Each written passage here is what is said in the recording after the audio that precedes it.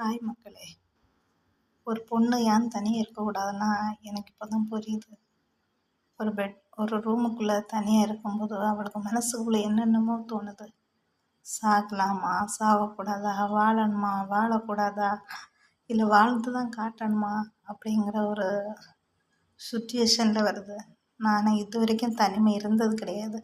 ஆனால் எனக்கு இப்போ தோணுது, ஏன் இந்த உலகத்தில் நான் பிறந்தேன், எதுக்காக எங்கள் அம்மா என்னை விட்டுட்டு போயிட்டா, நான் கஷ்டப்படுறத அவளால் பார்க்க முடியாமல் தான் என்னை விட்டுட்டு போனாளோ அப்படின்னு சொல்லிட்டு எனக்கு தெரியவே இல்லை. ஆனால் நான் இப்போ இந்த தனிமையை நான் ரொம்ப வருத்தப்படுறேன். எனக்கு உசுரோடு இருக்கணும்னு விருப்பம் இல்லை, ஆனால் ஒரு வைராக்கியம் இருக்கு வாழணும்னு. அந்த தனிமை என்ன கொல்லுது தெரியல எனக்கு. நான் எத்தனை நாள் உயிரோடு இருக்க போகிறேன்னு ரொம்ப கஷ்டமாக இருக்குது. நான் இந்த தனிமையை நான் இன்னே தான் பார்க்குறேன். எந்த பொண்ணுக்குமே வாழ்க்கையில் வரக்கூடாது. ஒரு ஒன்றி ஹஸ்பண்ட் இருக்கணும், இல்லைன்னா அம்மா இருக்கணும். இந்த 2 பேரும் இல்லைன்னு அந்த பொண்ணுக்கு வாழ்க்கை ரொம்ப கஷ்டம். நான் இன்னைக்கு ஒரு நியூஸ் பார்த்தேன். அந்த பொண்ணுக்கு அம்மா கிடையாது. அவள் திருநெல்வேலியில் தனியாக தான் இருக்குது. அந்த பொண்ணு ஃப்ரெண்டு கூட இருந்திருக்கா. ஃப்ரெண்டு ஊருக்கு போனோன்னா இவளுக்கு அந்த 2 நாளையில் தனிமைங்கிறது அவளை கொன்னுடுச்சு. அந்த பொண்ணு செத்து போயிடுச்சு. அது எனக்கும் இப்போ தான் தோணுது, செத்துடலாமா இல்லை வாழ்ந்து காட்டணுமா தனிமை இருந்து. ஆனால் என்னென்ன மனசுக்குள்ளே என்னென்னமோ தோணிகிட்ருக்கு. தனிமை தான் இருக்கேன்,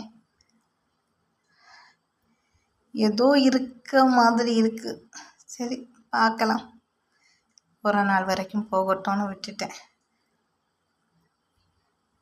எனக்கு ஒரே ஒரு ஆசை, நான் நல்லா வாழணும், என்னை சுற்றி நிறைய பேர் வேணும்னு ஆசைப்பட்டேன். ஆனால் எனக்கு அந்த கொடுப்பனை கிடையாது. எங்கள் அம்மா என்னை விட்டுட்டு போயிடுச்சு.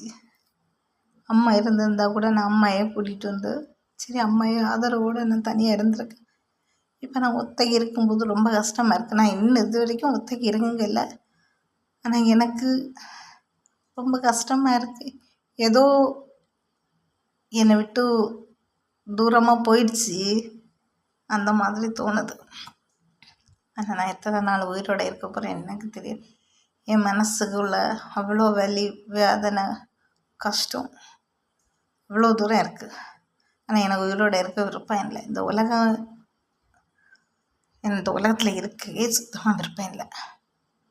அது ஏன்னு எனக்கே தெரியலை. அந்த பொண்ணை போல் நானும் உயிரை விட்டுருவேனான்னு பயமாக இருக்குது.